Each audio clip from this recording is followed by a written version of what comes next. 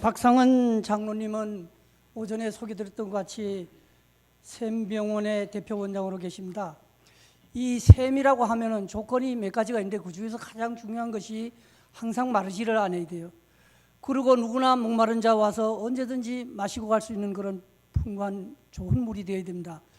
그래서 의술과 인술을 한꺼번에 전하는 그런 병원을 지금 경영하고 계십니다.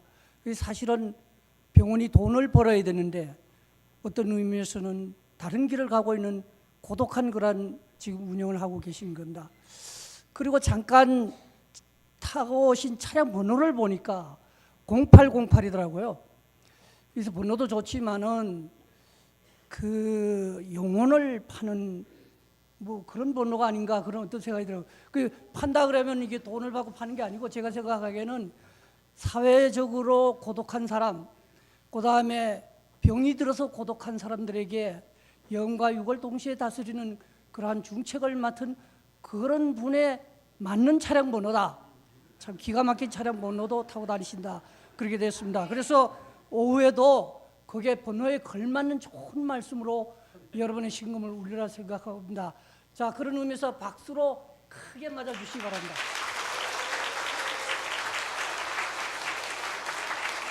네, 감사합니다. 우리 저 사회 보신 장로님이 저의 또 대학의 대선배 되시더라고요. 그래서 중학교 동창을 만나러 왔더니 또 대선배님 사회를 봐주셔서 제가 꼼짝없이 성가대 찬양대 저 아침 주일 대예배 때도 저는 한 100여 명 성가대원 소리처럼 들렸는데 오후까지 이렇게 또 정말 아름다운 찬양을 들려주셔서 너무 우리 감사의 박수를 한번 너무 감사합니다. 이제 오전에 뵙고 또 오후에 뵈니까 훨씬 더 이렇게 친근감이 그쵸? 정이 들어서 다음에 뵈면 더 반가울 것 같습니다. 그래서 오늘 오후에는 그래서 제가 딴 데 가서 잘 안 왔는데 그 저의 그동안 35년 또 의과대학 다닌 거 합치면 거의 한 41년의 모든 그 노하우를 이렇게 농축해 가지고 오늘 한 1시간 정도 여러분들한테 다 전해드리고 가도록 하겠습니다. 그래서 제목을 유전자를 춤추게 하라. 근데 그 중에서 전인 건강의 7가지 비결이라는 이제 부제를 달아봤어요. 우리가 살아가는 이 21세기가 과연 어떤 세상일까? 엄청난 변화의 시대를 살아가고 있는데 의학 분야에서도 뭐 하루가 다르게 새로운 기술이 나오는 거예요. 그중에 제가 몇 가지만 오늘 좀 말씀을 또 드릴게요. 게놈 프로젝트라 그래서 이제 우리의 모든 유전자가 $100만 주면은 다 판독이 되는 시대를 이제 곧 맞이합니다. 지금 이미 그렇게 해서 자신의 유전자를 이미 알고 있는 사람들도 있는데요. 그래서 뭐 대장암, 유방암 또는 뭐 당뇨병 무슨 뭐 별의별 게 다 이게 유전자하고 관계가 있다 그러지 않습니까? 그래서 소위 이 염색체를 들여다보면은 거기에 31억 개의 유전자가 있어요. 그러니까 우리가 60조의 세포를 가지고 있는데 그 세포 하나가 31억 개의 유전자를 가지고 있으니까 60조 곱하기 31억 하면 얼마가 되죠? 그냥 수천억 조의 그런 유전자를 내가 가지고 있는 거예요. 근데 이제는 그 유전자가 다 밝혀져서 내가 원치 않는 유전자를 잘라내버리고 원하는 유전자로 바꿔치기 하는 그런 유전자 치환술이 가능해졌거든요. 그게 이제 최근에 크리스퍼의 유전자 가위 기술이라고 우리나라가 세계 경쟁력 2위를 가지고 있는 기술이에요. 그래서 나쁜 유전병 유전자는 아예 없애버리면 그 병이 없는 아기가 태어날 수 있지 않습니까? 근데 이제 대신에 이제 완벽한 인간을 갖고 싶은 욕심이 있다 보니까 뭐 피겨 스케이트 잘하는 딸을 갖고 싶다 그러면은 어릴 때 고생시킬 필요 없이 누구의 유전자로 바꿔치기 하면 되죠? 김연아 선수, 이게 아마 이제 그 마켓에 나올 거예요. 굉장히 비싼 가격에 이 유전자가 이제 판매가 되는 날이 곧 올 텐데 제 예상 가격은 한 13억 원 정도 할 것 같아요. 근데 그걸로 바꿔치기 해가지고 딸을 키우는 거죠. 야구 잘하는 아들을 갖고 싶다 그러면 요즘 롯데 자이언츠의 이대호 선수 유전자 이제 사가지고 바꿔치기 하는 거죠. 그래서 완벽한 인간을 갖고 싶으면 어떻게 하면 되겠어요? 다리는 마라톤 선수 황영조나 이봉주의 다리 유전자에 몸통은 장동건, 얼굴은 배용준, 그리고 이제 뇌는 박상은의 유전자. 그럼 어느 정도 이제 완벽한 인간이 되는 거죠. 아, 박상은이 누군지 아시나 본데. 그러니까 그런 이제 그 유혹을 받는 거지. 맞춤아기, 소위 그 맞춤아기 시대를 살아가고 있습니다. 그래서 보시는 것처럼 이게 이제 유전자를 바꿔치기 하다 보니까 수박 속에 오렌지가 있고 딸기 속에 키위가 있고 말이죠. 그리고 뭐 바나나 속에 또 키위가 있고 이런 그 변형된 식물들이 얼마든지 이제 시판되고 있는 시대가 됐어요. 그리고 반딧불의 유전자 중에 이 형광 유전자가 있거든요. 그 반딧불의 형광 유전자를 병아리한테 집어넣으니까 형광 병아리가 되는데, 요거를 고양이한테 집어넣으면은 이제 밤에도 이제 야광 고양이가 되는 거죠. 요거 한 마리 키우고 있으면은 밤에 화장실 갈 때 불 킬 필요 없어요. 그냥 형광 고양이가 돌아다니니까 웬만큼 찾아갈 수가 있거든요. 그래서 별거 아닌 돼지 같은데 요 돼지는 한 마리가 한 5억 원 이상 돼요. 뭐 이렇게 돼지가 비싸냐? 사람의 유전자를 가진 장기를 가지고 있는 거예요. 그래서 왜냐하면 돼지가 사람하고 이 장기의 사이즈가 가장 비슷하대요. 그래서 이식할 때 그래서 이제 돼지의 장기를 이식하는 경향이 있는데 사람의 유전자를 가지고 있는 장기니까 얼마나 좋겠어요, 그렇죠? 그리고 조그만 쌀알만한 컴퓨터 칩에다가 인간의 모든 정보를 집어넣는데 여러분들의 주민등록, 여권, 또 은행 계좌, 주식, 또 뭐 진료 차트, CT, MRI 필름까지 다 집어넣어요. 유전 정보까지 다 집어넣고 요거를 이렇게 팔뚝에다가 넣고 다니는데, 제가 최근에 이제 미래위원회의 위원으로 참석을 해보니까 거기 미래학자들 중에 몇 명은요, 요즘은 저게 쌀 크기보다 더 작아져서 컴퓨터가 좁쌀알만 해요. 이렇게 손등에다 그냥 심더라고요. 도돌도돌하지도 않아요. 그래서 여러분들의 모든 정보를 다 컴퓨터 칩에 넣고 다니다가 그냥 이마트 가서 그냥 쇼핑을 하고요, 그냥 집에 가시면 돼요. 그러면 여기 은행 계좌에서 돈을 저절로 빼가요. 그리고 해외여행 뭐 추석 때 다녀오신 분 계시겠습니다만은 그냥 공항에서 그냥 비행기 타시면 돼요. 그러면 여기에서 비자하고 여권 수속을 다 해요. 그래서 요거 대신 이제 요 컴퓨터 칩을 여기 이제 누출돼 버리면 요 정보가 딴 사람 손에 쥐면 이제 그 사람의 지배를 받게 되겠죠. 그래서 어떤 사람은 요걸 이제 소위 우리가 베리칩이라, 베리칩이라 그러는데, 요게 이제 성경 요한계시록에 나오는 이마에 입 맞은 사람 그 666이 아니냐 뭐 이런 얘기도 하고 있습니다만은, 이 애완견 복제가 됐고 원숭이까지 복제가 되어서 이제 남은 것은 사람인데, 그 사람들 복제가 실은 이제 얼마 남지 않은 것 같아요. 영화 중에서 그 태라는 영화가 있었어요. 움이라는 영화인데요, 자궁. 그 영화를 보면은 남녀가 데이트를 하다가 여자친구를 살리기 위해서 이 남자친구가 대신 교통사고로 죽어요. 너무 남자친구를 사랑했더니 여자친구가 무덤을 파서 세포 하나를 가지고 복제를 해요. 그래서 그 남자친구하고 똑같은 아이를 키우는 거죠. 그 아이가 이제 청소년기에 접어들었는데, 이 엄마가 이 자기 아들을 자기 남편으로 생각하는 거예요. 그래서 동거를 해요. 성생활을 해. 근데 그 죽은 아들을 그리워하던 그 어머니는 이 손주가 자기 아들인 줄 알아. 아주 그냥 막 복잡하게 얽혀진 그런 영화가 있더라고요. 그래서 혹시 뭐 복제하고 싶으신 분이 계세요? 혹시 남편 복제해 드릴까요? 어떤 분은 막 아니요. 그래서 이 평생 사는 것만도 참 왼수 같은. 근데 정말 머지않아 이런 복제할 날이 올 텐데, 실제 지금 2017년 올해에 이 인공 자궁이 완성됐어요. 이 인공 자궁에다가 인간 배아를 집어넣고 이 굵은 탯줄로 막 영양분을 주면은 3년 만에 우리 같은 어른으로 숙성을 한다는 거예요. 그래서 수많은 인간 복제 공장을 차려놓고 인간을 막 복제하고 있다가 어느 날 원조 인간이 병들었을 때에 이 복제된 인간으로부터 장기를 끄집어내 가지고 이식을 한다는 그런 영화도 나와 있습니다만은, 실제 이것이 이제 현실이 되고 있는 세상을 살고 있어요. 우리나라에서 인간 복제를 하다가 발각된 연구소가 몇 개가 있어요.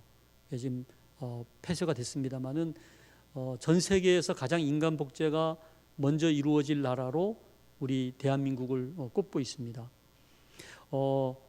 알파고 아시죠? 알파고가 이세돌을 4대 1로 꺾었는데 이세돌이 이겼던 한 판 있죠. 알파고를 이겼던 그 한 판이 인간이 인공지능, 로봇을 이기는 유일한 한 판이 될 것이다. 이제 앞으로 영원토록 인간이 인공지능을 이길 가능성이 없다는 거죠. 그래서 이 알파고가 여러분도 아시는 것처럼 인공지능의 딥러닝, 클라우드, 뭐 빅데이터 뭐 이런 것들 다 합쳐가지고 이 인공지능이 엄청난 속도로 발전하는 것이 이 자가학습을 해요. 그냥 놔두면요 자기가 스스로 계속 공부를 하면서 데이터를 모아가지고 시간이 지나면 지날수록 인간하고의 갭이 훨씬 더 커지는 거죠. 근데 알파승이 있더라고요. 들어보셨나요? 이 북경에 이 알파승이 등장하고 나서는 더 이상 불교 신자들이 부처한테 절을 안 한대요. 이 알파승한테 가서 절하고 시주하고 그리고 자기의 모든 고민을 물어보면요 이 알파승이 척척 대답을 하는데 그 질문에 여러 가지가 있는데 한 가지 예를 들어서 아내 성격이 나쁜데 어떡하죠? 그러니까 이 알파승이 그래도 살아야지 어떡하겠어요? 그러면서 가장 그 명답을 내놓는 거예요. 그래서 그 수많은 이 불교 신도들이 이 알파승한테 가서 시주를 한다 그래요. 근데 올해가 종교개혁 500주년인데 독일에 이 로봇 목사가 등장했어요. 이 로봇 목사는 성경 66권을 다 암기하고 있죠, 당연히. 그다음에 수백 명의 그 유명한 설교가들의 모든 설교를 다 빅데이터로 가지고 있어요. 뿐만 아니라 모든 기독교 상담사들의 그 상담 사례를 또 빅데이터로 가지고 있는 거예요. 그래서 막 고민이 있거나 무슨 어려움이 있는 성도들이 이 로봇 목사한테 찾아가서 얘기를 하면요 거기에 가장 알맞은 성경 말씀을 알려줄 뿐만 아니라 딱 맞는 설교 말씀을 해주면서 상담을 해주시는 거예요. 뿐만 아니라 이 손과 이마에서 빛이 번쩍번쩍 나가면서 복받을지어다 이러면서 계속 이 축복하면서 설교 말씀하시니까 엄청 인기가 많다는 거죠. 그래서 머지않아 이 강단에 이 로봇 목사가 등장할 가능성이 많으니까 우리 윤 목사님도 긴장하셔야 될 것 같아요. 뿐만 아니라 이 군사 로봇 중에서 킬러 로봇, 이 사람을 죽이는 로봇이 이미 등장했어요. 그래서 IS 전투에 지금 투입이 되고 있는데 자기가 판단해서 저 상대방이 적인지 아군인지 구별해가지고 그걸 죽이는 거예요. 너무 무시하지 않아요? 근데 서비스 로봇은 특히 일본에서 많이 발달했는데 일본에 이제 워낙 노인 인구가 많아지니까 이제 그 노인 요양원에 일하시는 간병인을 로봇으로 다 대체를 하는 거예요. 그래서 이 서비스 로봇이 이 노인들 기저귀도 갈아드리고 뭐 말친구도 해주고 뭐 같이 놀기도 하고 그러고 있는 거예요. 근데 심지어는 그게 이제 이 섹스 로봇으로까지 발전을 해가지고 요게 이제 이번에 시판되는 섹스 로봇인데 하모니라고 이게 1,700만 원이에요. 근데 20가지의 섹스 기술을 다 연마해가지고 이 부드러운 피부와 보드라운 입술과 금발의 따뜻한 체온, 그래서 우리하고 이렇게 너무 다를 바가 없는 훨씬 더 체감이 좋은 그런 이 섹스 로봇이 집에 퇴근하면은 어서 오세요 여보 그러면서 탁 껴안아준 다음에 침대로 안내해가지고 가장 좋아하는 음악을 들려주면서 그 남자에게 가장 원하는 그런 쾌락을 제공한다는 거죠. 이미 몇만 명이 지금 예약을 해가지고 이게 지금 시판이 되자마자 지금 다 매진이 되는 그런 상황이 될 정도로, 그래서 주인님 저를 안아주세요 그러면서 뿐만 아니라 여러분들 그 나노 기술이라고 아세요? 나노는 눈에 보이지 않는 작은 입자가 나노 입자거든요. 근데 여기에다가 로봇을 만드는 거예요. 나노로. 그걸 이제 나노봇이라 그러는데 대표적으로 이 레스피로사이트가 뭐냐면은 우리 몸 안에 왜 적혈구 안에 헤모글로빈 있잖아요. 그게 5분 동안 산소를 배출을 해요. 우리가 물에 빠져도 그래서 5분 동안 안 죽어요. 5분이 지나면 끄집어내봐야 다 뇌가 죽고 소생을 못하게 되는 거죠.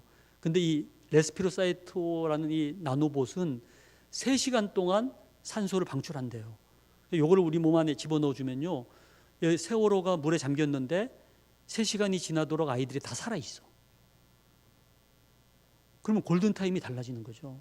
엄청난 이런 의학의 발전이 예견되는데, 대신에 이제 김정은이가 임진강에다가 요 나노봇에 독극물을 넣어가지고 풀어서 이게 눈에 보이지 않는 물 속에 들어가면요, 이거 마시면 다 우리가 죽을 수도 있는 참 무서운 그런 또 시대가 오고 있다는 거죠.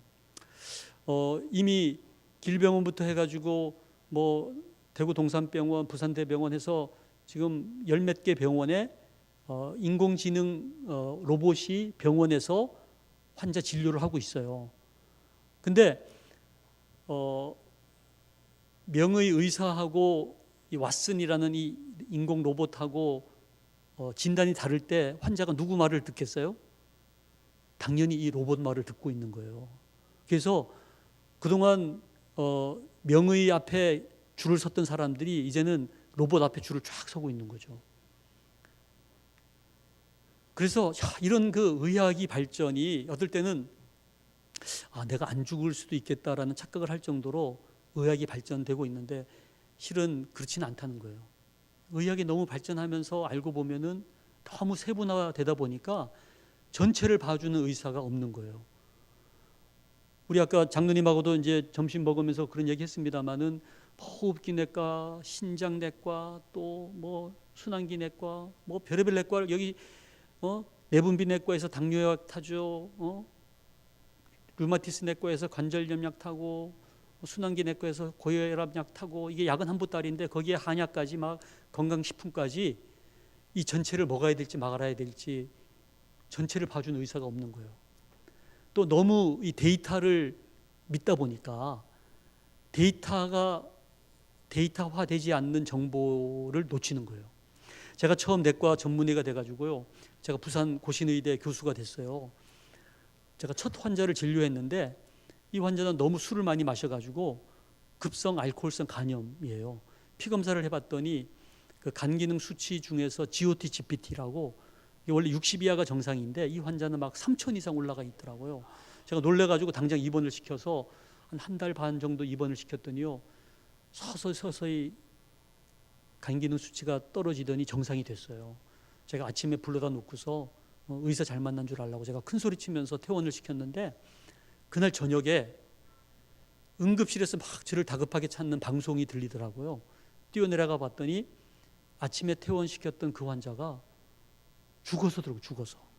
제가 너무 놀라가지고 어떻게 된 건지 알아보니까 이 알코올성 간염 환자가 주치의가 다 나왔다니까 퇴원하는 즉시 뭘 했을까요? 너무 잘하시네요. 소주 2병을 마시고 부마 고속도로를 가다가 난간을 들이받고 즉사한 거예요.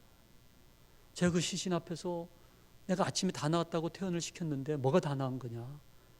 내가 치료한 것이 과연 환자를 치료한 것인가 아니면 환자의 데이터를 치료한 것인가? 제가 치료한 것은 환자의 그 간 기능 수치를 치료한 거예요. 그게 정상이 되니까 환자가 정상이 되는 걸로 착각을 한 거죠. 근데 정말 그 환자가 다 나으려면 뭐가 나와야 되겠어요? 술을 마실 수밖에 없었던 내면의 문제가 있잖아요.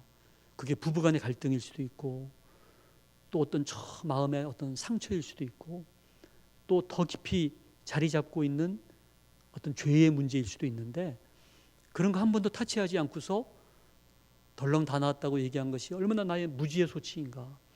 제가 그 시신에 제가 얼굴을 파묻고요, 내가 다시는 데이터를 치료하는 의사가 되지 않겠노라고 다짐을 해드렸어요. 근데 솔직히 어떻게 해야 될지 잘 몰랐었는데, 제가 미국에 가서 몇 년 공부하면서 제가 한 번도 배운 적이 없는 건강에 대한 정의를 알게 됐어요. 그래서 제가 오늘 강의하는 내용을 제가 준비하면서 이게 얼마짜리 강의인가 한번 계산을 해봤더니 의과대학 등록금도 비싸지만 제가 미국에서 몇 년, 캐나다에서 몇 년 공부한 거 다 합치니까요, 이게 3억 5천만 원짜리 강의더라고요. 오늘 여러분들 3억 5천만 원 그냥 가져가시는 건데, 정말 의과대학 다닐 때도 한 번도 배운 적이 없는 건강의 정의가 뭐냐면요, 인간은 육체가 병이 없다고 건강이 아니라는 거예요. 건강은 그 사람의 욕구가 충족이 돼야 건강인데, 이 사람의 욕구에는 4가지가 있다는 거예요. 첫 번째 욕구가 이게 생리적인 욕구예요. 졸리면 주무셔야 되고, 중간에 오줌 마려면 오줌 누러 가셔야 되고, 그렇죠? 배고프면 먹어야 되고. 근데 그런 생리적인 욕구가 충족됐다고 건강이 아니라는 거예요. 왜냐하면 두 번째 욕구가 이게 마음의 욕구, 이게 정서적인 욕구가 있어요. 제가 분당에 살고 있는데 이 분당이 이게 너무 살기 좋다 보니까 천당 밑에 분당이라 그러잖아요. 자살이 많아, 자살이. 걔 옆에 아파트에서요,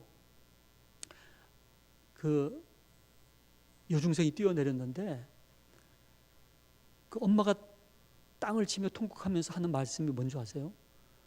아침까지 멀쩡했다는 거야. 아침까지 밥 먹고 학교 가는 그 딸의 맞은편에 앉아서 딸을 쳐다봤더니 엄마조차도 딸이 죽으리라고 상상하지 못했던 그 이 마음을 알 수가 없잖아요.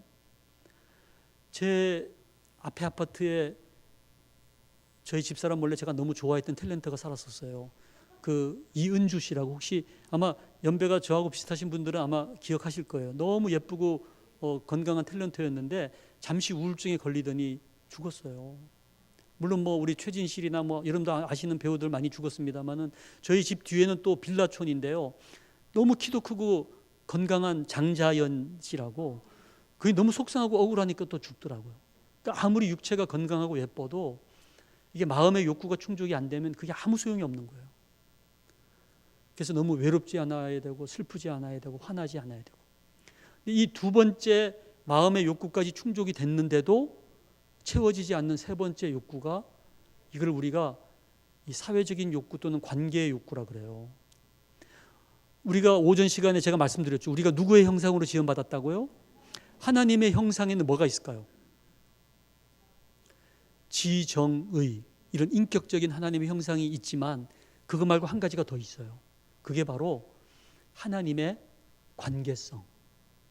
성부 하나님, 성자 예수님, 성령님이 너무너무 관계가 친밀하시다 보니까 어떨 때 보면 한 분이신 것처럼 보여. 그래서 우리가 뭐라 그러죠, 그걸? 삼위일체 하나님. 오, 대단한 성가 되세요. 그래서 너무너무 삼위가 친밀하신 그 하나님의 관계성을 인간이 닮은 거예요. 그래서 인간은요, 이 관계를 맺고 싶은 욕구가 있어. 남편하고 친밀해지고 싶고, 자녀들하고 친밀해지고 싶고, 담임 목사님하고 친밀해지고 싶고. 근데 이런 욕구가 충족이 안 될 때 사람이 병적이 되는 거예요. 우리나라 강력 범죄자들, 여러분들 아마 강호순이, 조도순이 뭐 이런 분들 들어보셨죠? 그 강력 범죄자들의 공통점이 뭔지 아세요? 관계를 맺지 못하는 거예요.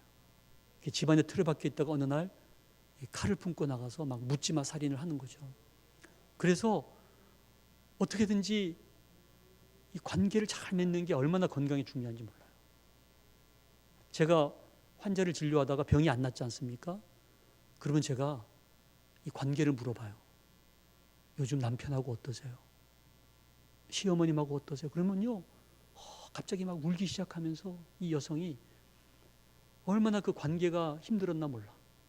그런 것들이 회복이 되고 나면 병이 낫는 거예요. 근데 이 세 가지가 충족이 됐는데 마지막 채워지지 않는 빈 공간이 있어요. 그 파스칼의 팡세에 보면은 조물주가 인간을 만들 때 그 누구도 채우지 못하는 빈 공간을 하나님께서 만들어 두셨다는 거예요. 오직 당신만이 채울 수 있는. 그래서 사람들은요, 결혼하면 남편이 그거 채워줄 줄 알아. 남편이 이 허전함을 안 채워주는 거예요.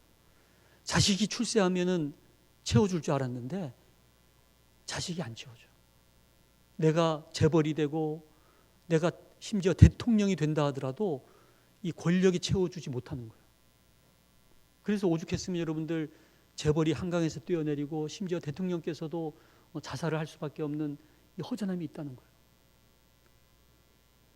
그래서 이 마지막 빈 공간은 오직 하나님만이 채워줄 수 있는데, 그것까지 다 채워진 사람을 비로소 전인이 건강하다 이렇게 얘기를 한다는 거죠. 제가 오늘 7가지 비결을 말씀드리는 그 건강은 이 전인 건강에 대한 비법을 말씀드리려고 그러는데요.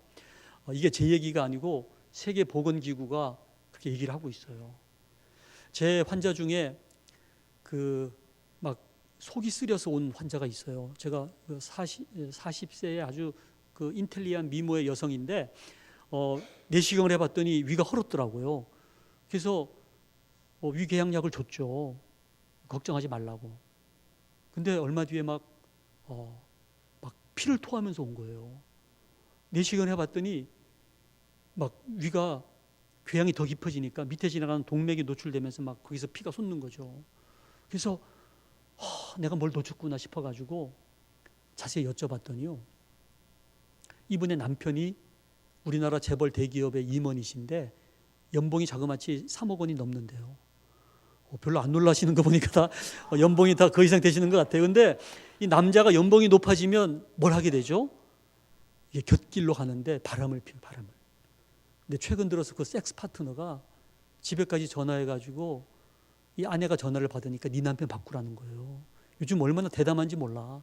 그러니까 이 인텔리한 이 여성이 자존감이 있잖아요. 막 남편한테 전화통을 집어던지고 자기 방에 가서 혼자 소가리를 하는 거예요. 그 여성의 위궤양이 어떻게 되겠어요? 그 여성의 위궤양 치료제는 약이 도움이 되겠습니다만 근본적인 치료는 남편과의 관계가 회복이 돼야 돼요. 남편의 외도가 해결이 돼야 그 아내의 위장 점막이 낫는다니까요. 그래서 우리가 그냥 몸뚱아리 치료하면 된다고 생각했던 치료가 알고 보면 엄청나게 많은 관계가 영향을 맺고 있는 거예요. 제가 지금 읽고 있는 책이 아픔이 길이 되려면, 그 김승섭이라는 그 고대 교수가 쓴 베스트셀러입니다. 그 쌍용 자동차 해고 노동자들, 또 뭐 원진 레이온, 뭐 별의별 그 노동자들을 조사해 봤더니 그 노동자들이 앓고 있는 위궤양이 있고 백혈병이 있지만 그 병의 원인을 조사해 봤더니 작업 환경, 또 벤젠, 또 여러분들 아시는 가습기, 그 잘못된 그런 살충제, 뭐 이런 것들이 이 환경이라는 게 또 얼마나 중요한지 몰라요. 그래서 이런 것들을 다 고려해서 우리의 건강이 회복이 된다는 거죠. 그래서 제가 이제 지금부터 7가지 비법을 말씀드릴 텐데요. 3억 5천만 원이니까 7가지면 하나가 얼마짜리죠? 5천만 원. 네, 5천만 원짜리 7개를 제가 첫 번째가 이 세포하고 대화를 하는 건데, 한번 옆 사람 한번 쳐다보세요. 주무시는 사람이 아무도 없는 것 같아요. 지금 보면 한 사람처럼 보이잖아요. 근데 이 한 사람을 자세히 들여다보면은 알고 보면 60조의 세포로 되어 있는, 내가 빨주노초 파남보 색깔도 가지각색이지만 모양도 가지각색이고, 어떤 세포는요 눈에 안 보이는데 어떤 세포는 길이가 1m가 넘는 게 있어요. 우리 몸에. 여러분들 몸에 어디 있을까요? 이 척추 안에 척수신경이 어떻게 1m가 넘어요. 얼마나 신기한지 몰라요. 그리고 모세혈관을 보면요, 빨간 적혈구도 있지만 하얀 백혈구가 있는데, 이런 세포 하나하나가 알고 보면 하나의 생명체라는 거예요. 하나의 생명체. 그러니까 나는 60조의 생명체가 모여서 나를 이루고 있다는 거죠. 하나의 세포가 하나의 생명체인 동물을 무슨 동물이라 그러죠? 단세포 동물. 우리 지휘자님 박수 한번 쳐드리세요. 와, 좋은 중학교 나온 것 같아요. 대표적인 단세포 동물 이름이 뭐죠? 아메바. 와, 대단합니다. 이 아메바가요, 하나의 세포인데 하나의 생명체인 거예요. 이게 2마리가 되려면 엿가락처럼 늘어났다가 둘로 쪼갈라지면 돼요. 그래서 살아있는 생명체의 특징은요, 번식을 해야 돼요. 번식을. 내가 예수 생명을 가지고 있잖아요. 번식을 해야 돼요. 번식을. 내가 예수 믿는 지 10년이 넘었는데도 아직도 번식을 못하고 있다. 병 들었는지 빨리 노화가 와버렸는지 체크해 봐야 됩니다. 그런데 우리 몸은 세포 하나가 알고 보면 아메바처럼 하나의 생명체들이라는 거예요. 백혈구를 예를 들어 보면요, 백혈구가 무슨 일을 하죠? 나쁜 균을 잡아먹잖아요. 박테리아 막 잡아먹는데, 박테리아만 잡아먹는 게 아니라 뭐 바이러스, 인플루엔자, 사스, 신종플루, 조류독감, 광우병, 뭐 또 뭐가 있습니까? 메르스, 지카 바이러스, 에볼라 뭐 다 잡아먹는 거예요. 얼마나 고생을 많이 하나 몰라. 근데 그런 나쁜 균만 잡아먹는 게 아니고 매일같이 아무리 건강한 사람도 하루에 100개의 암세포가 생겨나요. 여러분들 보시는 지금 이 가시돋친 이 암세포가 이게 현미경 모습이에요. 이게 나타나니까 지금 누가 달려들고 있죠? 백혈구가 달려들고 있는데, 이 백혈구 이름이 멋있어요. 킬러셀. 이게 달려들어서 막 머리 쳐박고 헤딩하면서 막 갉아먹고 해가지고 나중에는요, 이 백혈구 안에 찌꺼기를 녹이고 있는 거예요. 그래서 지금 여기 뭐 50세, 60세 될 때까지 혹시 아직도 한 번도 암에 안 걸려 보신 분 한번 손 들어보세요. 아직도 한 번도 다 암에 걸려셨나요? 내가 50세, 60세가 될 때까지 암에 안 걸렸다는 것은 누구 때문에 그래요? 백혈구가 매일같이 암세포를 다 잡아먹어서 그래요. 근데 이 백혈구를 향해서 한 번이라도 고맙다고 칭찬해 보신 분 한번 손 들어보세요. 아니면 백혈구 때문에 암에 안 걸렸으니까 백혈구 감사원금 해보신 분. 심각하네요. 지금 백혈구가 쇠가 빠지게 고생을 해도 주인이 몰라주는 거야. 그러니까 이 백혈구가 그럼 너는 너대로 살아라, 나는 나대로 살겠다 그러면서 자기만 막 번식하는 병이 있어요. 이게 무슨 병인지 아세요? 백혈병.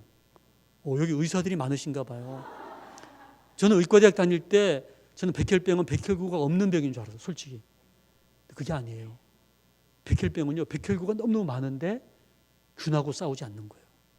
자기만 잘 살겠다고 번식하는 거죠. 이게 피에 생기면 백혈병이고, 이게 콩팥에 생기면 신장암이고, 이게 간에 생기면 간암이고 그래요. 주인하고 관계없이 자기 멋대로 번식하는 세포가 암세포예요. 그래서 우리가 건강해지기 위한 첫 번째 비법은 자기의 세포하고 대화를 하는 거예요. 제 환자 중에서 너무 불쌍한 환자가 온 거예요. 이 환자는 술 상무 혹시 아시나요? 아마 우리 남성들은 잘 아실 텐데, 사장님을 대신해서 낮이고 밤이고 바이어들 접대하느라고 술 대신 마시는 거예요. 17년 그 일을 했더니 간경화가 되면서 복수가 차고 황달이 오니까 그 회사 사장님이 어떻게 했을까요? 여러분들이 사장님이라면 막 아파트 사주고 막 스탁옵션 주고 그렇게 했을까요? 어떻게 했을까요? 잘라버려. 여기 아주 훌륭한 사장님들이 많으시네. 해고 당해가지고 저한테 막 울면서 온 거예요. 너무 억울하다고. 제가 그래서 이 간세포하고 대화하는 방법을 알려드렸어. 그날도 술 마시러 가는 날인데 난생 처음 자기 간세포하고 대화를 한 거예요. 간세포야, 간세포야, 잘 지냈냐?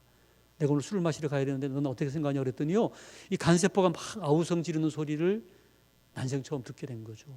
주인님, 주인님 해도 너무하지 않습니까? 제가 주인님을 위하여 20년 가까이 술 시중을 들어줬는데 오늘도 또 저에게 술을 부어주시렵니까? 그러면 주인님은 주인님대로 하시고 저는 제 갈 길을 가겠습니다. 이 간경화전 세포가 자기 갈 길을 가겠다는 것은 뭐가 되겠다는 거죠? 간암 세포가 되겠다는 거예요. 정신이 번쩍 들어서 그날부터 술을 끊기 시작했더니요, 한 달이 지나면서 복수가 빠지고 황달이 빠지면서 회복이 됐어요.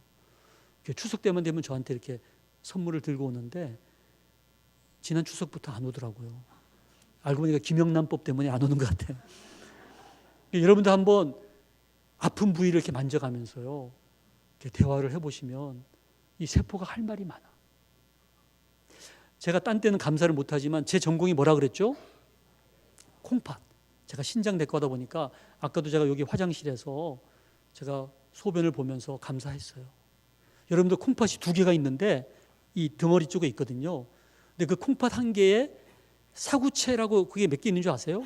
모세혈관이 이렇게 꽈리처럼 엉켜가지고 거기 세뇨관 캡 촥 해가지고 오줌을 다 만들어내는 그 사구체가요, 콩팥 한 개에 100만 개가 있어. 이쪽에도 100만 개. 근데 그 사구체가 얼마나 신비로운지요, 찌꺼기는 걸러내지만 우리 몸에 필요한 건 다 재흡수해가지고 다시 그 피 속을 다 피를 만들어내고요. 여러분들이 그 비밀을 알아가지고 오줌을 보려고 했으면 아직도 오줌 한 방울 못 볼 텐데, 무슨 사구체인지 구사체인지 할 게 뭐냐 그러면서 그래도 막 아침에 일어나면 오줌을 쫙 보지 않습니까? 얼마나 감사한지 몰라. 근데 제 환자 중에 200명 이상의 오줌을 못 보는 환자들이 있어요. 만성 신부전이라 그래가지고 일주일에 3번씩 피를 걸러요. 그분들의 평생 소원이 뭔지 아세요? 한 번 신나게 물 마시고 오줌 한 번 보고 죽는 게 소원인 거예요. 그래서 제가 이제 이 세포들하고 대화하는 거를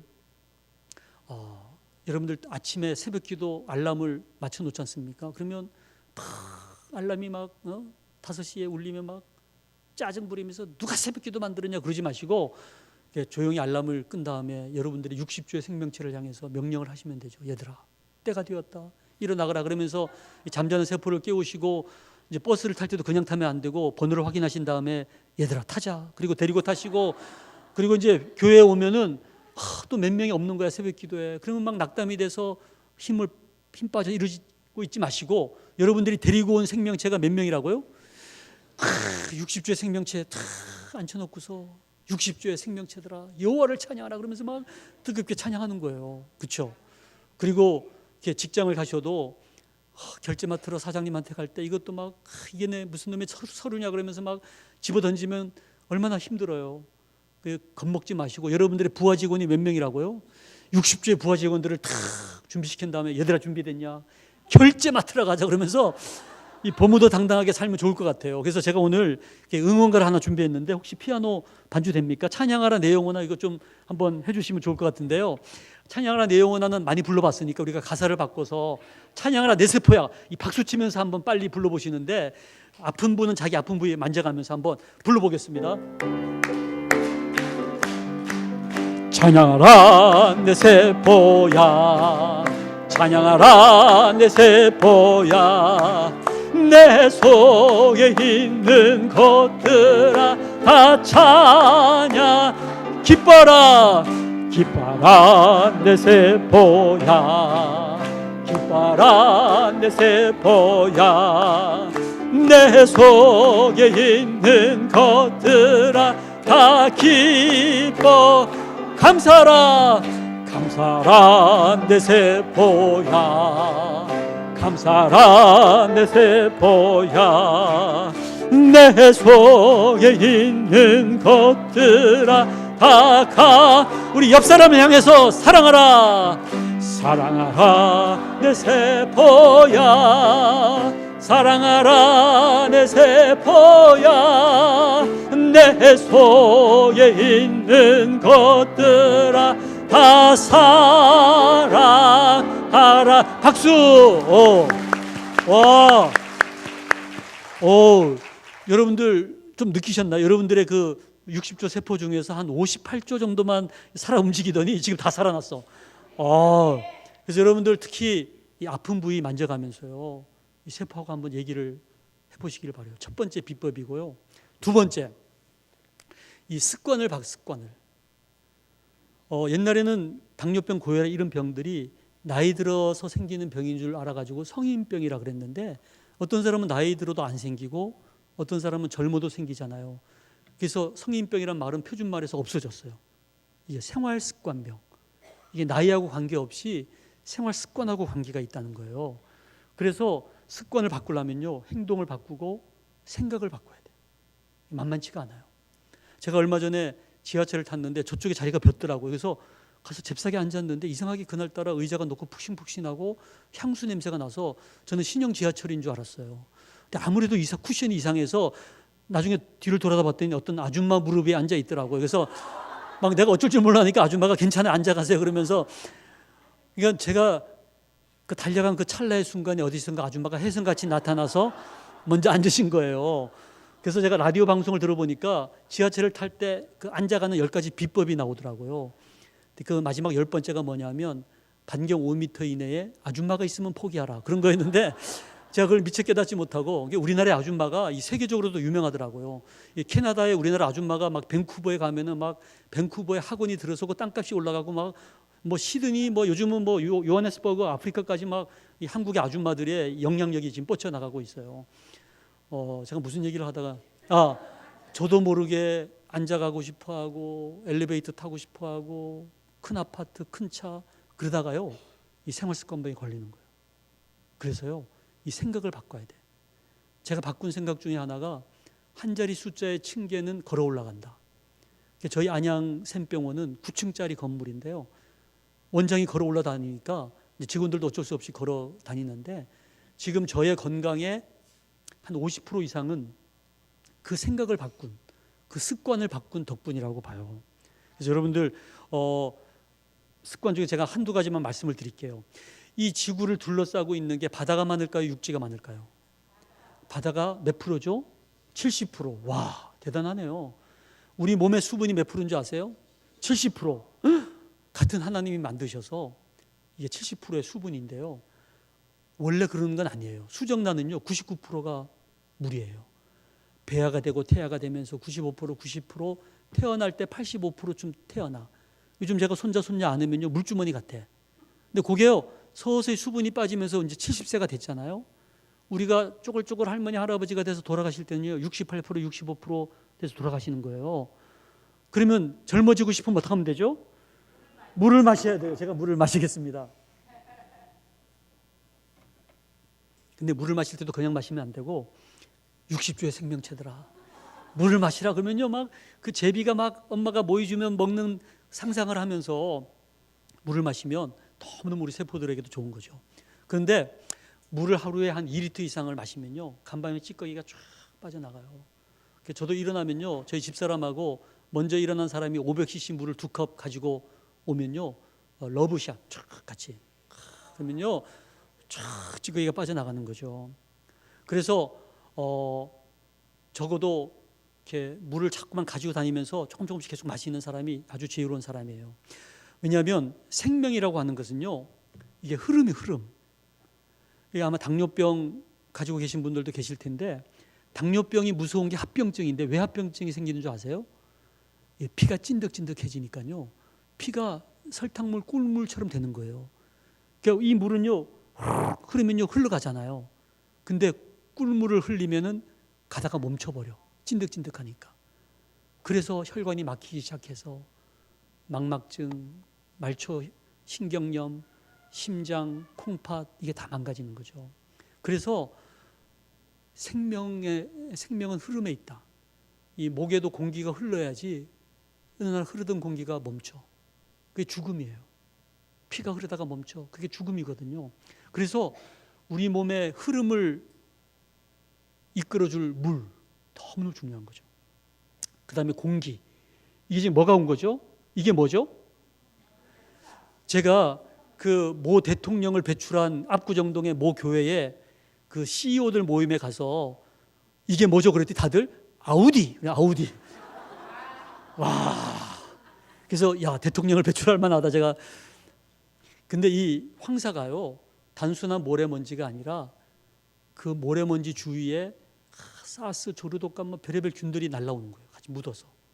그래서 여러분들 꼭 명심해야 될 게, 이 공기나 냄새나 이런 미세먼지, 이게 추상명사가 아니고 이게 실질명사라는 거예요. 눈에 보이지 않지만 이런 성명가루 이거 마시면 폐암이 되는 거예요. 내가 독한 페인트 냄새를 맡았다라는 뜻은 무슨 뜻이죠? 페인트 입자가 날아다니다가 내가 숨을 들이마실 때 코의 점막을 자극하면서 페인트를 깨닫게 됐는데 이미 때가 늦었어. 기관지를 통해서 허파로 들어가서 거기 달라붙어 있기도 하고 휘젓고 나가기도 하는 거죠. 내가 방구 냄새를 맡았다는 뜻은 무슨 뜻이죠? 옆 사람의 똥가루가 날아다니다가 내 코의 점막을 자극해서 방구 냄새를 느꼈는데 이미 때가 늦었어.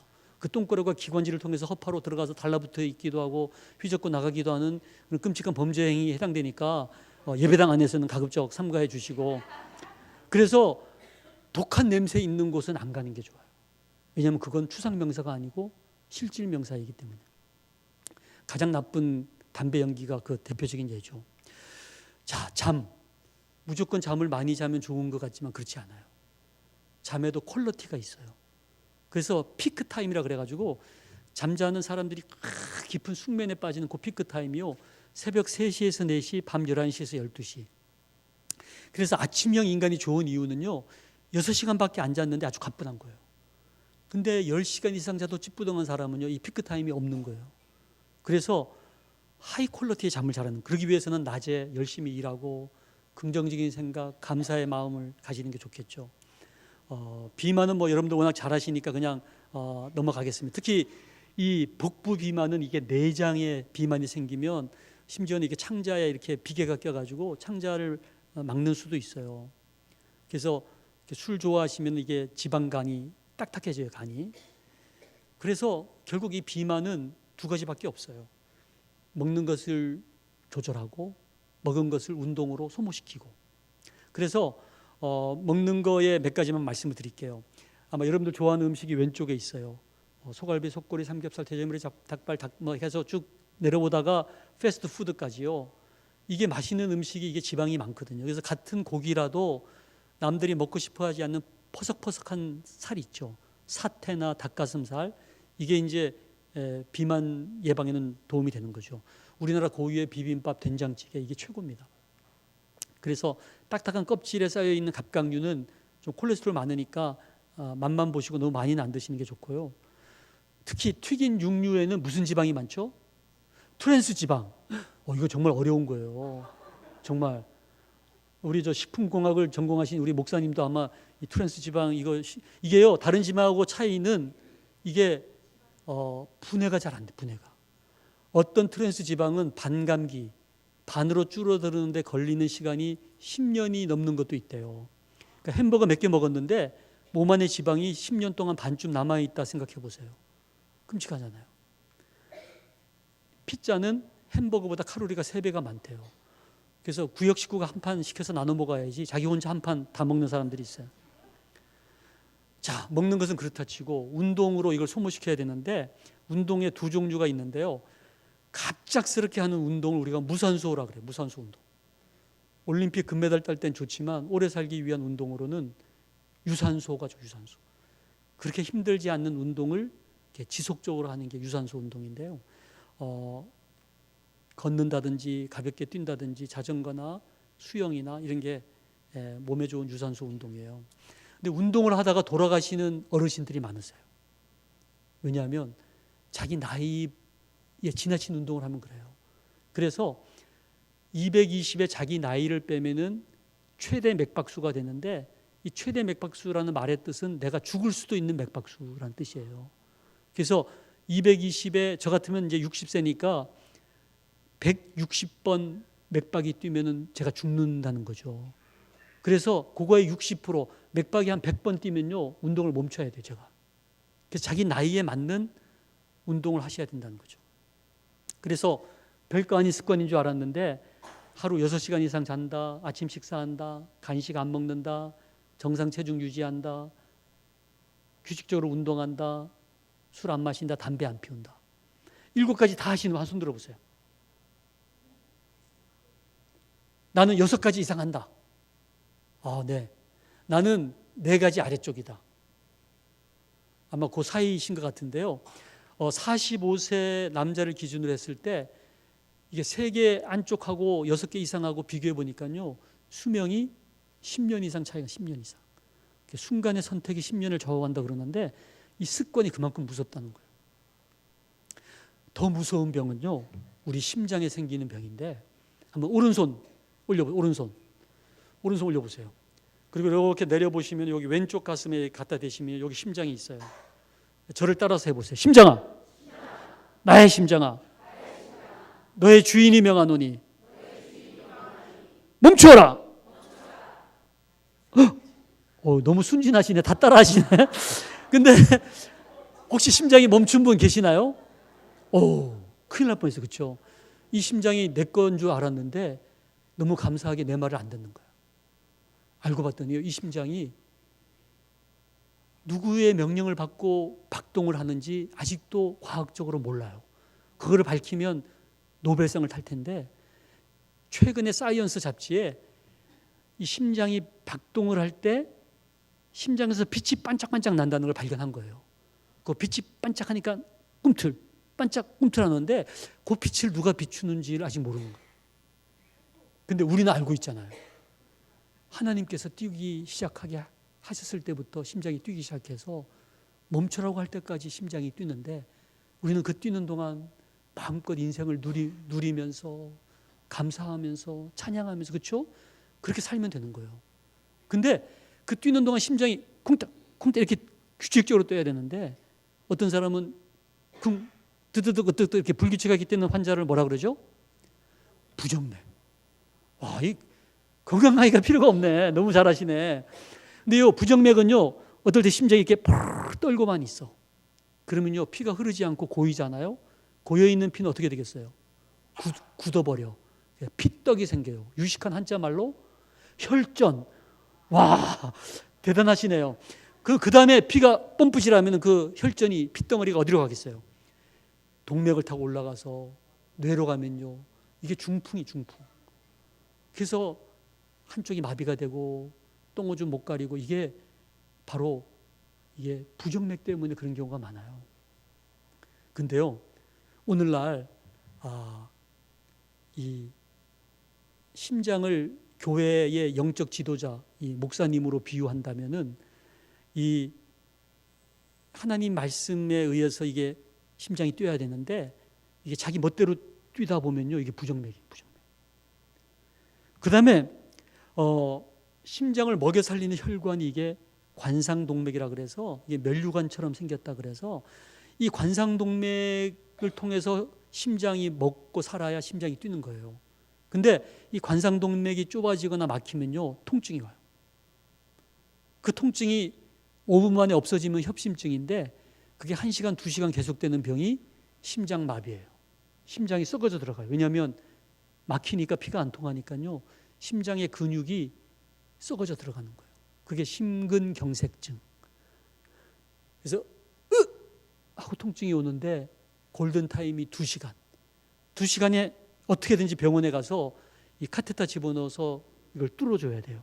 아니면 요즘 용수철, 이 스텐트를 집어넣어가지고요, 이 막힌 데를 팍 넓혀주면은 피가 다시 쫙 통하는 거죠. 근데 우리나라 심장마비 환자의 50% 이상이 교통체증 때문에 또 엉뚱한 병원 다니다가 막상 이 시술할 수 있는 병원에 도착했을 때 이미 골든타임이 지나가 버린 거예요.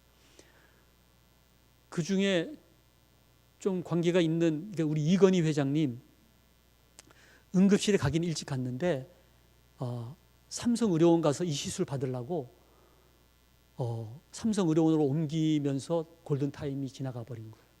그러니까 지금도 완전히 쾌차하지 못한 상태가 됐는데, 여러분들 이 골든타임이 그래서 얼마나 중요한지 몰라요. 자, 심장에 생긴 질병 말고도 혈관 너무너무 중요한데 제일 건강한 혈관은 어떤 혈관인 줄 아세요? 뻥 뚫린 혈관, 비어있는 혈관이 최고. 오늘 아침에 섬기는 크리스찬 얘기했지 않습니까? 비어있는 크리스찬, 자기를 다 내려놓고 버려야 할 축복을 버리고, 그리고 겸손함, 비어둠, 내려놓음, 그러면요 이 혈관이 너무너무 비어있는 거예요.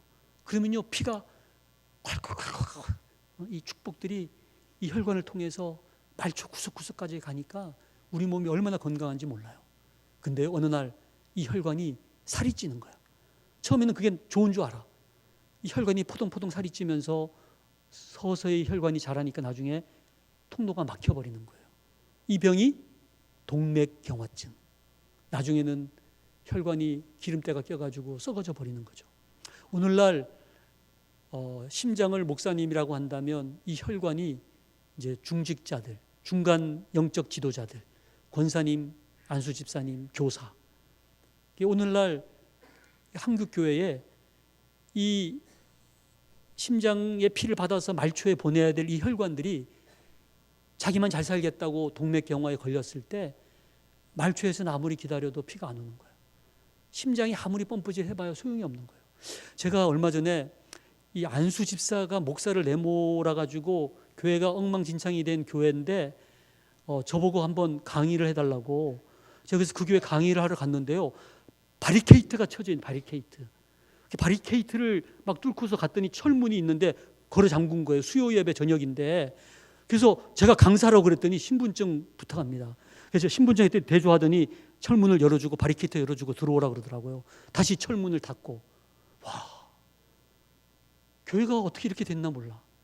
이게요, 목사하고 심장하고 이 혈관이 싸우는 거야. 그 대표적인 병이요, 고혈압. 이 고혈압이 혈관이 심장을 향해서 데모하는 병이거든요. 이 120에 80의 압력도 실은 만만치가 않아요. 그 압력을 이기면서 심장이 이렇게 쥐어짠다고 우리 목사님들 얼마나 고생하는지 몰라. 제가 알아요. 저희 아버지 목사님이고 쌍둥이 동생의 그쵸? 근데요, 이 중간 관리자들이 목사님한테 저희 아버지가, 어떤 집사가 저희 아버님이 주일 설교하는데 멱살을 잡고 끌어내렸어. 제가 어릴 때 그런 경험도 있어요. 200에 120이 되는 거예요, 막 압력이. 그러면요, 심장이 어떻게 해야 되는지 아세요?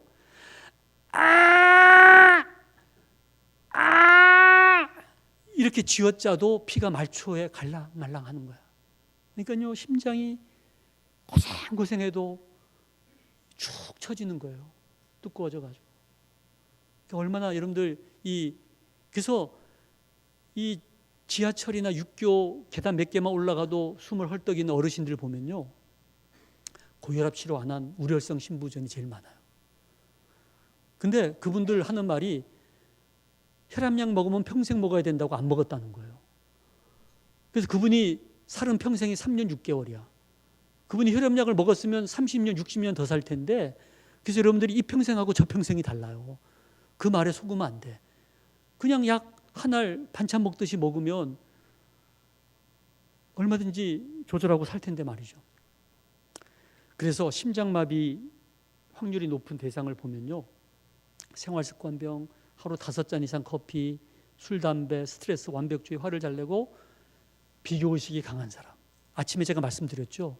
비교의식으로부터 자유함을 얻는 것. 절대 심장마비 안 걸리는 사람은 낙천적인 성격.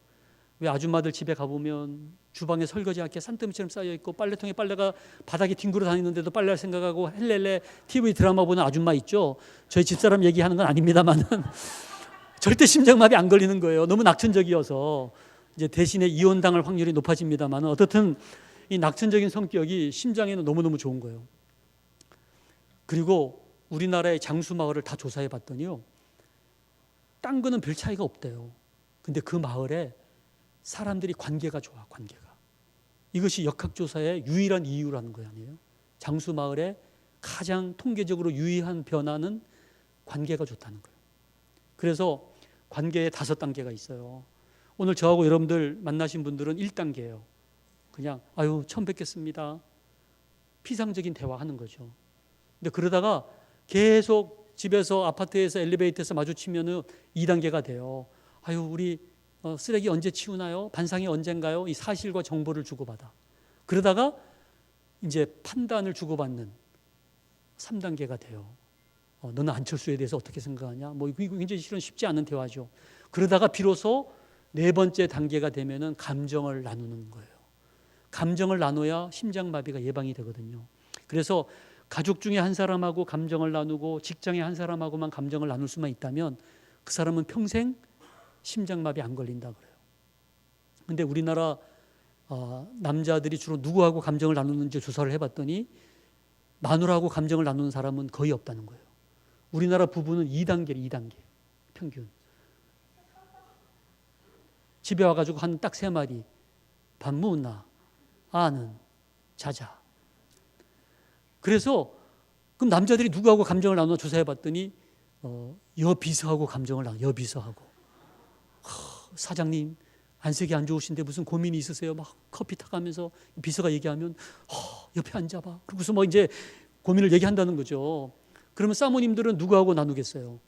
초등학교 동창회를 갔다가 2차 캬바레 가면은 이 제비족은 딱 보면 알거든요. 사모님 외로우시죠? 그러면 외로워요 이러면서 그 제비족하고 감정을 나누다가 이 바람이 이게 가정이 깨지는 거예요. 우리나라 이혼율이 최근에 46%인데 황혼 이혼도 그렇게 많다 그러잖아요. 근데 이 마지막 저는 이 마지막 5단계 잘 몰랐어요. 절정의 대화. 제가 근데 부산의 고신의대 제가 신장 이식팀이었는데요. 첫 신장 이식 환자가 부산시청의 고급 그 관리였어요. 국장이었는데 동생이 6명 아들이 있었는데 남동생이 6명이 다 콩팥을 주겠다고 난리였는데 막상 이식할 날이 다가오니까 안 주겠다는 거예요. 왜 그러냐 그랬더니 마누라들이 다 반대한다는 거예요. 근데 다행히 막내가 장가를 안 간 노총각이 있어가지고 그 반대할 마누라가 없으니까 그 막내의 콩팥을 떼가지고 이식을 했거든요. 근데 이식 끝나고 나서 그 동생이 형한테 가고 싶다 그래요. 그래서 제가 휠체어를 밀고 갔더니 동생이 얼마나 고생을 했나 몰라요. 오히려 이식 받는 사람보다 콩팥을 주는 사람이 훨씬 더 고통스러워요. 배를 거의 반쯤 째고요. 동맥 막 철사줄 집어넣어서 검사도 해야 되고 자기 형 병상에 갔더니요. 둘이 서로 마주 보는데 말이 없어요. 말이. 한 30분쯤 지났는데 동생이 하는 말이 희야 괜찮나? 한 1시간쯤 지났는데요. 계속 우는 거야. 저는 울 필요가 없나? 저도 왜 우나 몰라. 눈물 떨어지는 소리하고 오줌 떨어지는 소리밖에 안 들리는데 형이 1시간쯤 지나서 하는 말이 니는 1시간 동안 딱 2마디 들었어요. 형 괜찮아? 너는? 그 마주보는 그 형제의 눈빛을 보면서 제가 이 절정의 대화를 깨달았어요. 말이 필요 없어. 자기의 가장 소중한 콩팥을 형을 위해 주고 형은 그것으로 새 생명을 얻어서 마주보는 눈빛 속에 절정의 대화가 있더라고요. 근데 문득 그 순간 너무나 또렷한 영상이 저에게 떠올랐는데 십자가상에 예수님께서 피 한 방울 남기지 않고 다 쏟아 부으신 후에 운명하시기 직전에 저를 딱 쳐다보시는데요. 십자가 밑에 있는 저하고 눈이 마주친 거예요. 그때 그 예수님하고 저하고 절정의 대화를 깨달았어요. 제가 그래서 새벽 기도 때마다 저에게 기도 제목이 있다면 정말 눈빛만 봐도 알 수 있는 예수님과의 절정의 대화를 나누게 해달라는, 여러분들 부부 사이에 또 주님과의 사이에 이런 관계가 되면 더 좋을 것 같아요. 시간이 벌써 많이 지나가서 제가 이제 마지막으로 접어들어야 되는데 안타깝지만 요거는 이제 저희 병원에 호스피스 말씀드렸죠. 이 봉사하는 사람이 봉사하지 않는 사람보다 평균 3년 6개월을 더 오래 산대요. 남을 위한 봉사인 줄 알았더니 자기가 오래 사는 거예요. 자, 이게 이제 마지막 단계, 조선일보에 나왔던 기사예요. 유전자 요법을 했더니 암 환자가 완치가 됐다는 거예요. 이만한 덩어리가 없어진 거예요. 도대체 유전자 요법이 뭐길래? 여러분들 유전자라는 거 알잖아요. 자자손손 내려가는 형질인데 이 유전자가, 처음에 유전자가 뭐였을까? 여러분들 이 온 우주의 모든 생명체가 뭐로 만들어졌는지 아세요? 하나님의 말씀으로 말씀. 하나님께서 말씀을 하시니까 막 새가 날아다니고 물속에 물고기가 만들어지고 막 사자와 호랑이와 얼룩말이 뛰어다니는 거예요.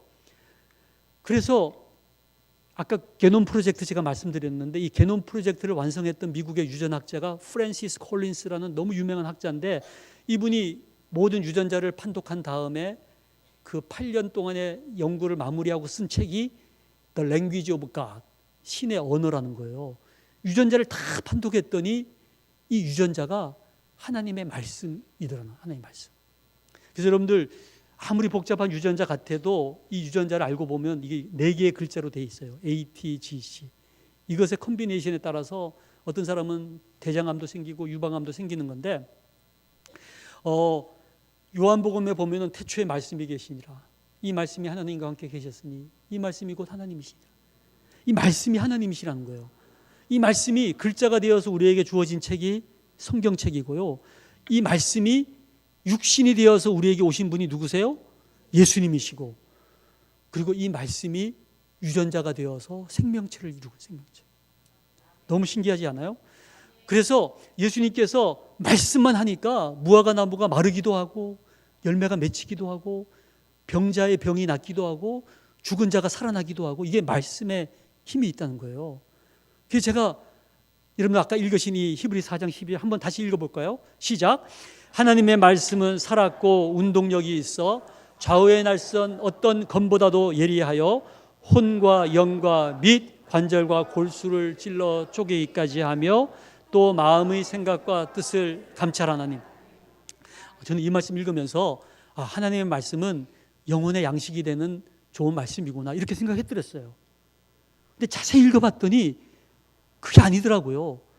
하나님의 말씀이 우리 영혼에 도움이 되는 말씀일 뿐 아니라 및 뭐라고요? 관절과 골수를 찔러 쪼개는 힘이 있다는 거예요. 말씀에.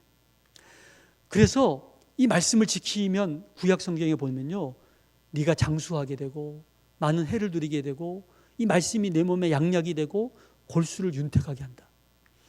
그리고 이 말씀이 강단에서 선포될 때 여러분들께서 아멘으로 받아들일 때 우리 몸에 놀라운 변화가 생긴다는 거예요. 그 변화의 이유를 제가 잘 몰랐더랬어요. 왜냐하면 저희 아버지가 부흥 집회하러 제가 아버지 책을 들고 가면요, 막 안진뱅이가 일어나고 막 꼽추가 펴지고 막 정말 엄청난 기적이 일어나는 거예요. 제가 이해가. 근데요, 이 콩팥이 무슨 콩팥인 줄 아세요? 콩팥을 우리가 이식을 받으면요, 그냥 놔두면 이게 거부 반응이 생겨요.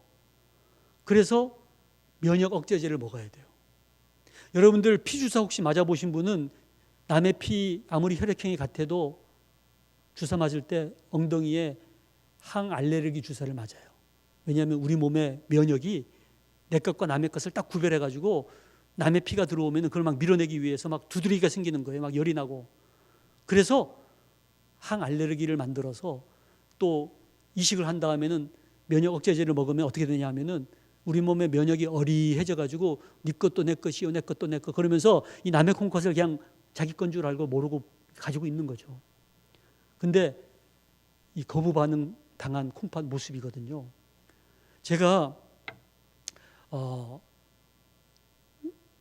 월드컵 4강전 아시죠? 근데 그 8강전 때 식당에서 제가 그 TV로 보다가 양화진 그 선교사 묘지 옆에서 우리가 이겼잖아요. 뛰쳐나갔더니 막 그 홍익대 앞에 막 사람들이 막 어깨동무하고 막 난리를 친 거예요. 막 대한민국 그러면서 저도 어깨동무하고 막 다녔죠. 한번 여러분 기억나나요? 대한민국 한번 해볼까요? 네, 시작. 대한민국 짜작 짝짝. 이러면 한 16강밖에 안 돼. 한 번 더 시작. 대한민국 짜작 짝짝. 자, 우승할 가능성도 있는데 그러면서 어깨동무하고 막 돌아다녔거든요. 근데 이제 해가 뉘엿뉘엿하니까 이제 갈 때가 돼서 어깨동무를 풀었는데 저하고 어깨동무 했던 사람 팔을 딱 쳐다봤더니요, 거기 막 뱀 문신이 그려져 있고 보니까 봤더니 이 조폭 형님이신 거예요. 오른쪽은 제가 식당에 밥 먹었던 그 식당 아주마인데 보니까 그제서야 막 김치 냄새, 마늘 냄새가 막 나는 거예요. 근데 그것도 모르고 너무너무 좋아 대한민국 외치면서 뛰어다녔던 이유가 뭐죠? 같은 대한민국. 그래서 여러분들, 만일 여러분들의 피를 끄집어냈다가 여러분들의 피를 다시 넣어주면요, 엉덩이 주사 맞을 필요가 있어요, 없어요? 없어요. 그럼 막 우리 몸이 너무너무 좋아하는 거예요. 오 마이 블라드 웰컴 백 그러면서 막 잔치가 벌어지는 거거든요.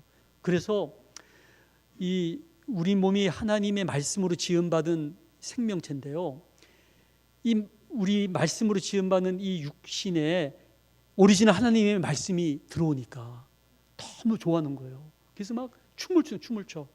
그랬더니 꼬였던 유전자가 바로 펴지고 뒤틀린 유전자 막 다 이게 회복이 된다는 거죠.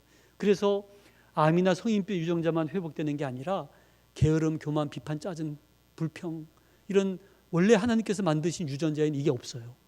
근데 인간이 타락하면서 이 이기적인 유전자가 들어오고 남을 미워하는 유전자가 들어오고 이것조차도 말씀으로 이타적인 유전자가 되고 회복이 된다는 거죠.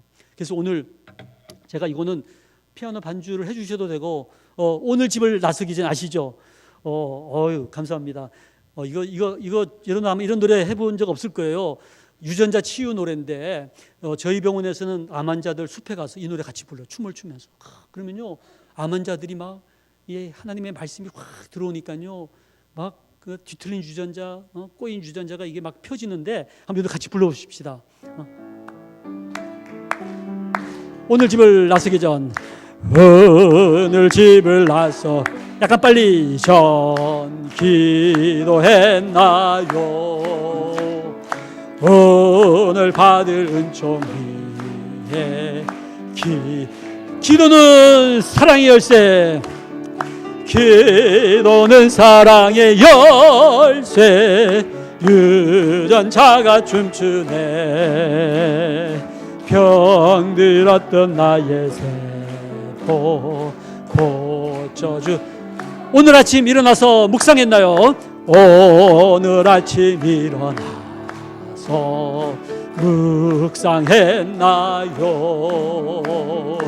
오늘 받을 은혜 위에 말씀은 사랑의 열쇠, 말씀은 사랑의 열쇠, 유전자가 춤추네. 병들었던 나의 세포 고쳐. 말씀이신 예수님이 내게 오셨네. 말씀이신 예수님이 내게 오셔. 새 생활로 몸과 마음, 새 생활로 몸과 마음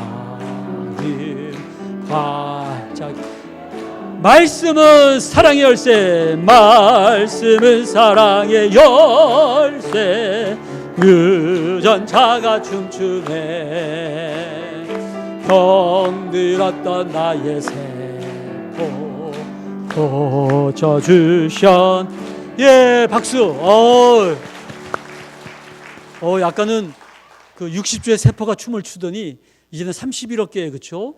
유전자가 춤을 추고 있어요. 그래서 오늘 결론입니다. 전인 건강의 7가지 비결을 우리 다 같이 크게 외치고 마치겠습니다. 시작. 세포와 대화하라. 적절한 음식과 알맞은 운동을 하라. 충분한 수분과 효과적인 수면을 취하라. 만족스러운 인간관계를 영위하라. 행복한 부부 생활을 누려라. 남을 위해 봉사하라. 매일 말씀을 묵상하고 기도하라.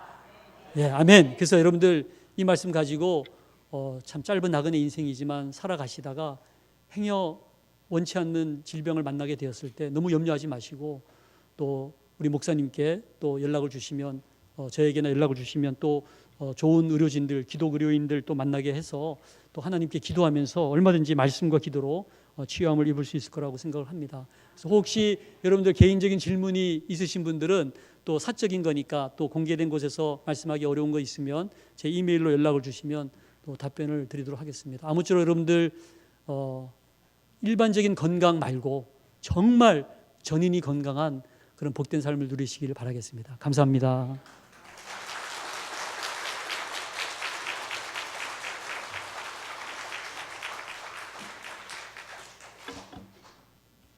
참으로 소중한 말씀 들었습니다. 제가 좀 나이가 많다 보니까 병원에 자주 가는 게 있습니다.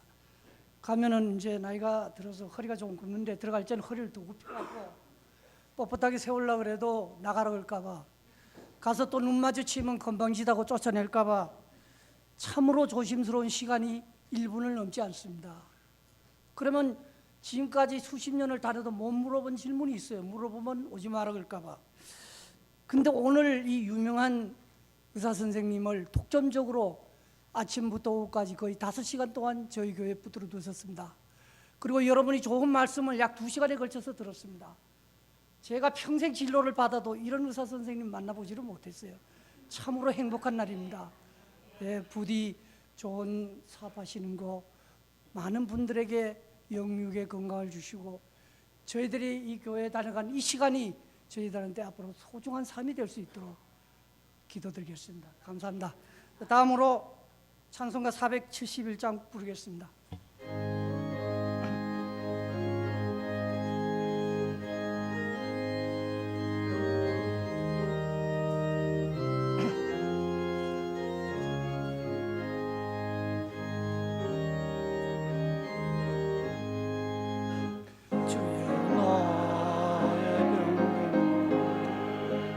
지금 고쳐주소서.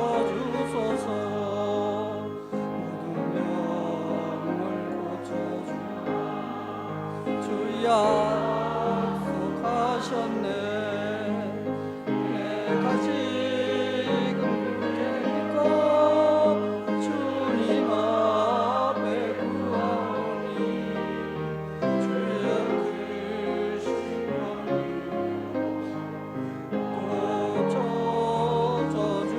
고쳐주소서. 나의 주님 뜻이라면 나를 고쳐주소서.